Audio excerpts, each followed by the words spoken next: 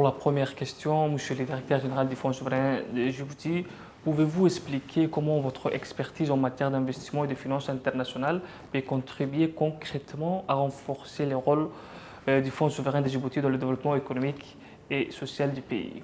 Salam alaikum, marhaba à OFSD, marhaba à l'équipe de la RTD et à l'audience de la RTD. Donc une bonne première question, je pense, pour mettre les choses dans leur cadre. Donc je me présente, je suis Dr Slim Friani, directeur général du Fonds souverain de Djibouti. J'ai la double nationalité tunisienne, donc africaine et british, et certainement djiboutien de tout cœur. Je défends ce beau drapeau derrière moi au quotidien en tant que DG du Fonds souverain. Je suis né et j'ai grandi en Tunisie, pays africain, leader dans plusieurs secteurs et domaines tels que l'éducation, la santé, le tourisme, l'industrie.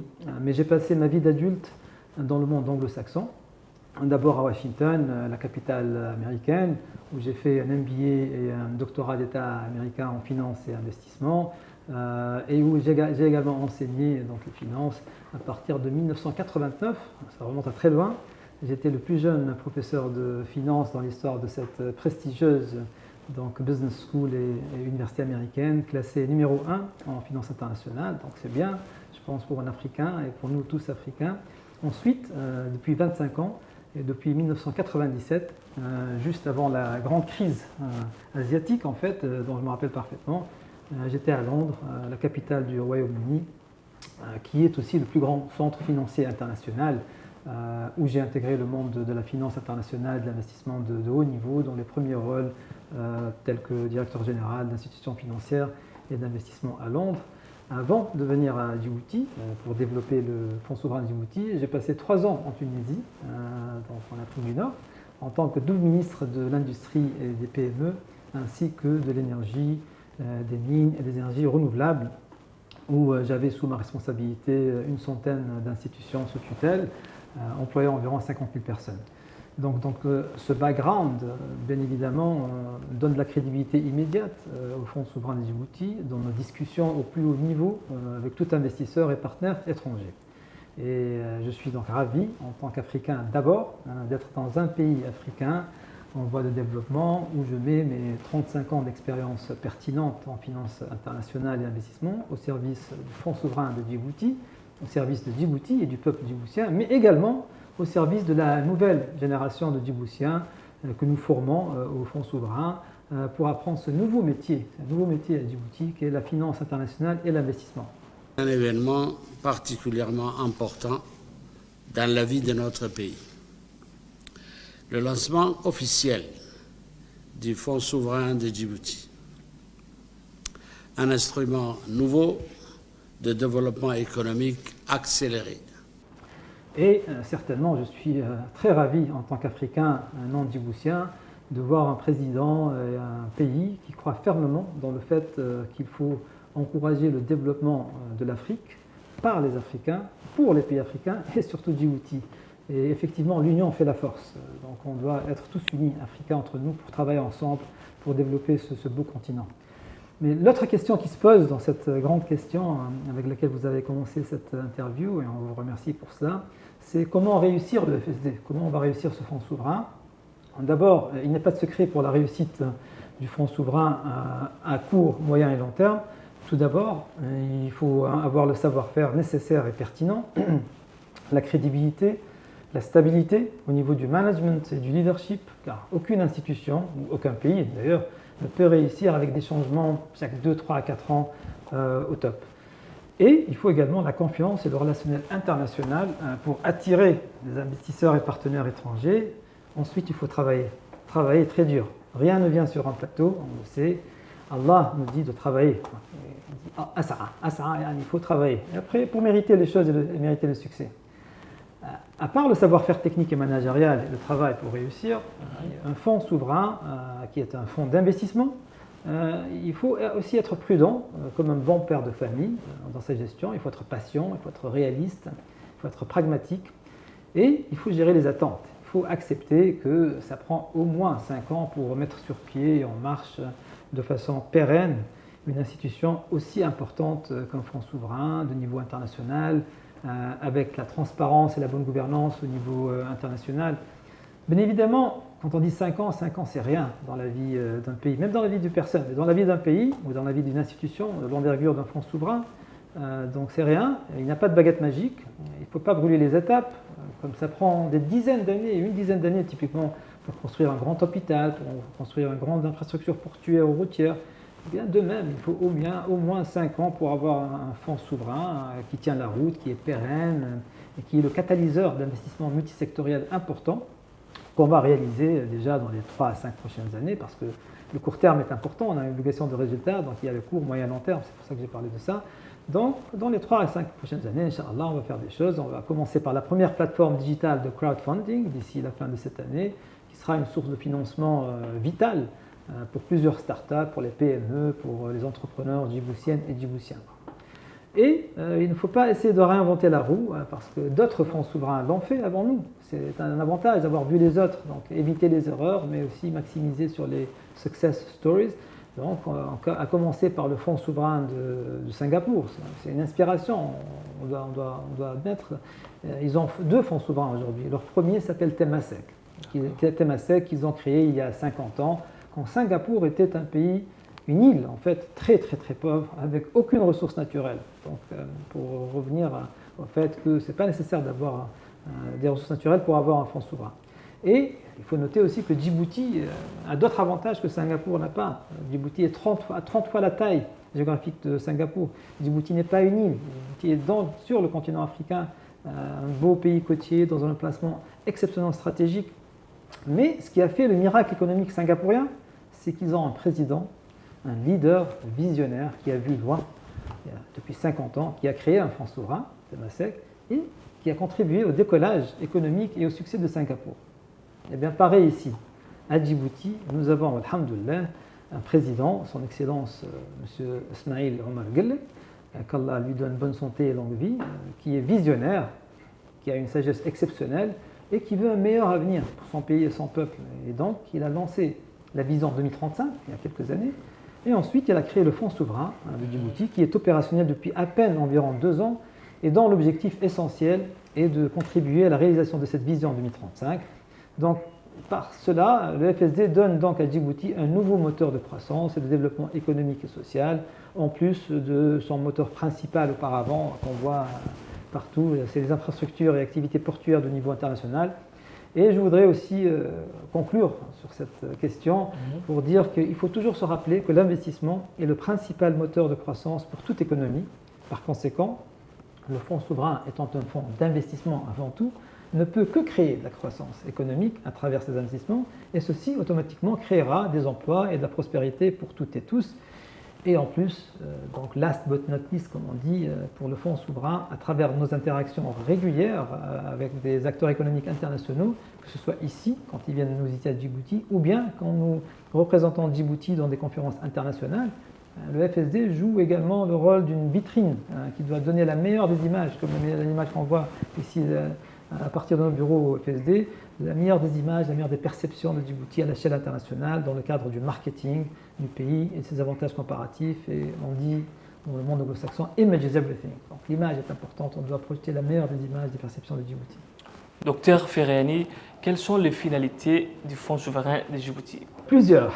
Donc, encore une fois, c'est des questions, et je suis tellement passionné par cela que je pourrais passer des heures à vous parler de tout ça.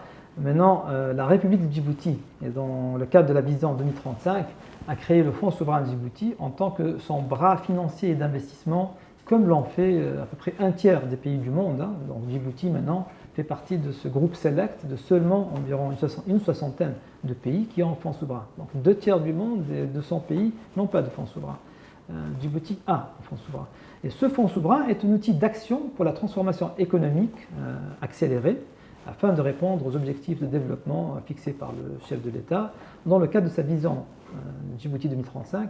Et celle-ci donc entend faire de Djibouti un hub, un pôle continental, commercial, logistique, portuaire, touristique et numérique incontournable.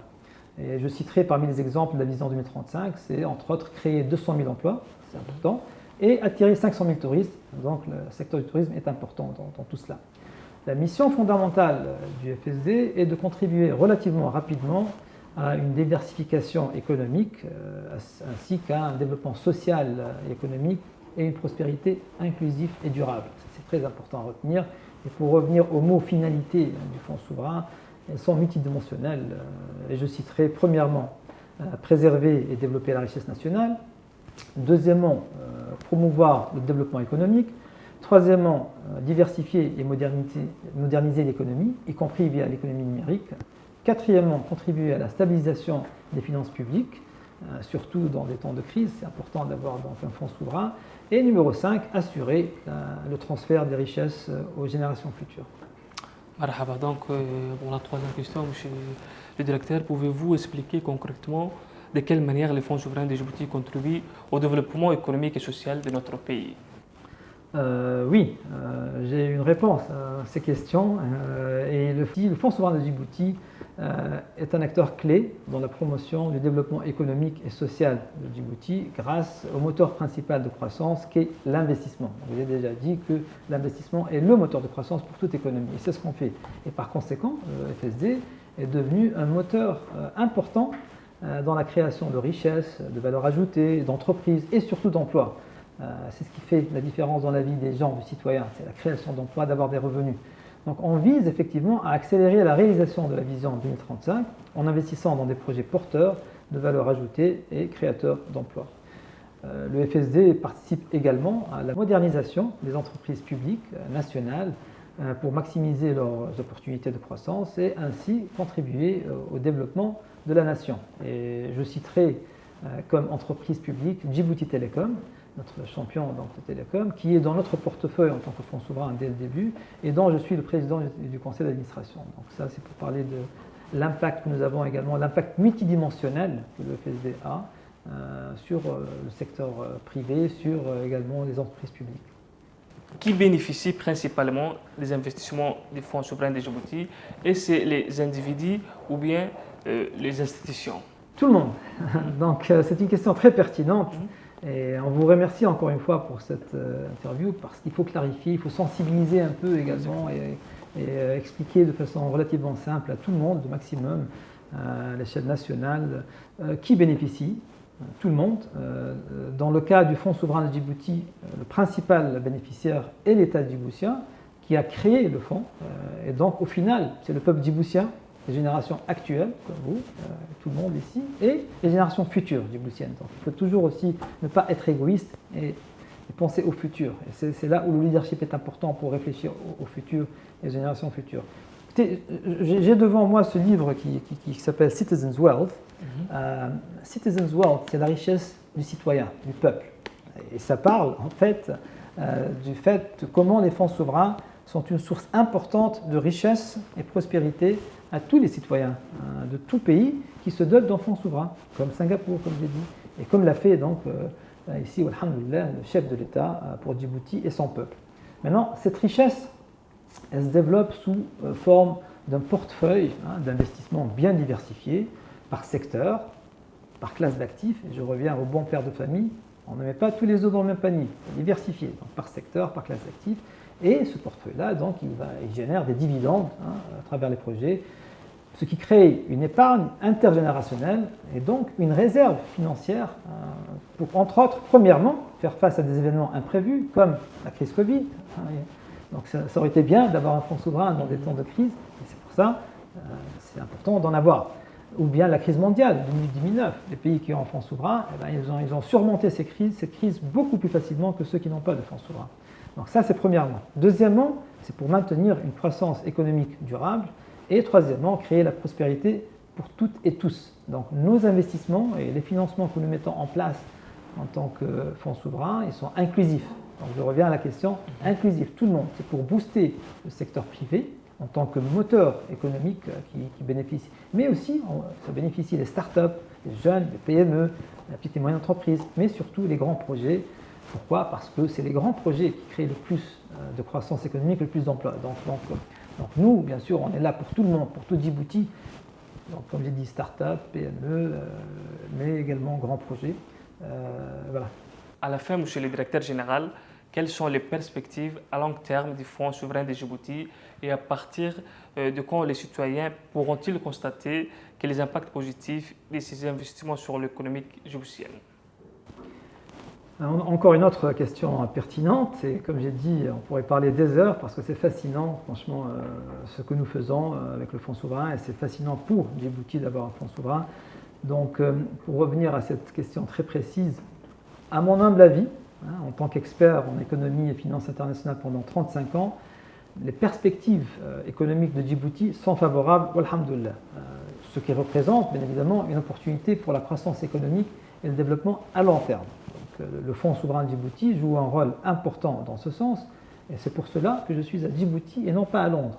Je suis à Djibouti et pas à Londres parce que j'y crois et je voudrais honnêtement, en tant qu'Africain, aider à faire un impact et à marquer l'histoire de ce beau pays africain avec un fonds souverain, un nouveau véhicule, donc un nouveau outil qui se respecte, un fonds souverain qui se respecte, je suis là pour faire ça, et qui fait partie de la cour des grands, gérée par une équipe panafricaine, avec la très forte majorité, bien évidemment, étant des jeunes Djiboutiennes et Djiboutiens, comme vous le voyez dans nos bureaux, c'est principalement et en majorité des Djiboutiens et Djiboutiennes, mais l'union fait la force, le travail d'équipe est important, et la complémentarité et la diversité sont une source de richesse. Je reviens donc à l'union fait la force.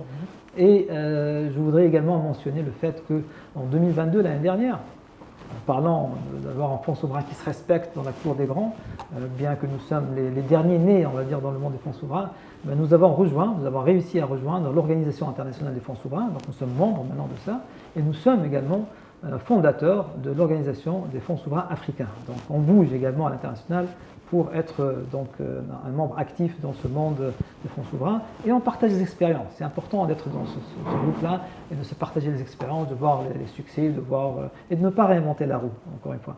Maintenant, je reviens à 2022, donc, parce que le timing est important, la feuille de route. Tout le monde est pressé en général, tout le monde veut maintenant, il faut gérer les attentes, je reviens à ça, il faut donner le temps au temps, faire les choses. Donc qu'est-ce qu'on a fait? Donc, moi je suis là depuis à peine un an et quelques. Donc en 2022, c'était la mise en place des fondations solides du FSD. Il faut faire avant de bâtir un immeuble 5 étages ou 10 étages, il faut mettre une belle fondation, sinon elle s'écroule. Donc on a mis les fondations solides du FSD l'année dernière. Nous avons développé un programme d'investissement d'environ $1 milliard. $1 milliard, c'est équivaut à environ un tiers de l'économie djiboutienne qui va être donc investi dans les 5 prochaines années, Inch'Allah, dans plusieurs projets, plusieurs secteurs, permettant d'avoir un impact positif additionnel en termes d'exportation de biens et services, création de start-up, PME, emploi, sur les 3 à 5 prochaines années. Donc voilà, pas les 3 à 5 prochains mois. 3 à 5 prochaines années, ce n'est pas une horizon très longue pour un pays, comme j'ai dit. Et donc, après l'année des fondations solides 2022, l'année dernière, cette année, 2023, le présent maintenant, et le futur, donc le présent, pour nous, 2023, pour nous sera, Inch'Allah, l'année de décollage du FSD, l'année des premiers investissements, comme bientôt donc, la société de financement participatif, qui est connue comme le crowdfunding, que j'ai discuté tout à l'heure. L'année dernière également, le Fonds souverain, le FSD, a également conclu plusieurs accords de partenariat avec des sociétés spécialisées dans différents secteurs visant des projets prioritaires. Parmi ces accords, à part le fait qu'on a également investi avec des startups. Donc on a commencé également à aider des startups et on a investi dans leur capital, on leur a donné du financement pour les aider à développer leur business. Mais parmi les partenariats donc, à l'échelle internationale, je citerai le grand fonds d'investissement Méridien, pour les secteurs de l'infrastructure, Casada, le groupe Casada, c'est la plus grande société d'investissement dédiée à l'hôtellerie en Afrique pour des projets dans le secteur touristique, qui est un secteur créateur d'un grand nombre d'emplois. D'ailleurs, environ 10%, c'est le plus grand employeur au monde, le tourisme, environ 10% de la main-d'œuvre mondiale travaille dans le secteur, alors qu'aujourd'hui, à Djibouti, ce secteur ne contribue qu'environ 3% de l'économie djiboutienne. Donc il y a de la marge de développement. C'est pour ça que c'est un secteur prioritaire pour le chef de l'État et pour nous tous. Et troisièmement, donc l'autre partenariat que je citerai, on en a fait beaucoup d'autres, mais je cite quelques-uns. Troisièmement, c'est le partenariat historique dans le secteur de l'énergie renouvelable ou énergie verte avec l'entreprise spécialisée dans les énergies renouvelables, Amea Power, qui sont en train de développer des centaines et centaines de mégawatts un peu partout en Afrique. Donc Amia Power, pour développer le projet solaire de Grand Bara, on en a entendu parler depuis des années, donc maintenant c'est en cours de développement avec une enveloppe d'investissement d'environ 35 millions de dollars, ce qui équivaut à rajouter environ 1% de croissance à l'économie djiboutienne. Et donc 1% là, 1% là, 1% là, ça se rajoute, c'est pour ça que c'est important. Et j'utilise des chiffres, je suis matheux d'origine, je suis financier, donc je mentionne beaucoup de chiffres.